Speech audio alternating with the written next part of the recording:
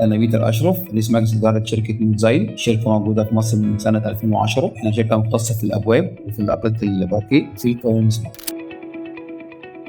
سواء الأول كان فكرة إن عميل يشتري منتج غالي من على الويب سايت من غير ما يشوف المكان، كانت فكرة صعبة شوية. فهو الويب سايت في بناية بيقدر يحدد الاتجاه ويحدد البار ويحدد المقاس والموديل، فيحدد كل حاجة اللي هو ده هيروح يركب على طول. فكل التفاصيل معروضة على الويب سايت في بناية، انت بس هتختار الحاجات اللي تناسبك منها وتشتري على طول. فهو اكنه جه المعرض بالظبط وقعد مع بتاع مبيعات وقعد يشرح لي كل حاجة، بس هو قاعد في مكانه وقراها واختار.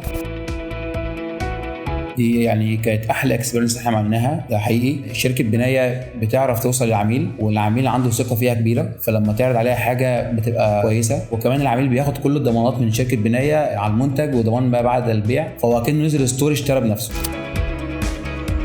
طيب، باب الشقه بيبقى مصفح، مش بيكون خشب زي الاوضه، في فرق بين الاثنين. ولما اجي اشتري باب شقه، اهم حاجه عندي في الباب المصفح مدى الامان بتاعه. في حاليا في السوق المصري ابواب مصفحه كتير جدا باسعار مختلفه جامد، من اول 7000 جنيه لحد 52000. فوانا بختار باب الشقه اهم حاجه عندي اركز على الماتيريال اللي انا هختارها، دي اللي هتامن كل اللي جوه الشقه.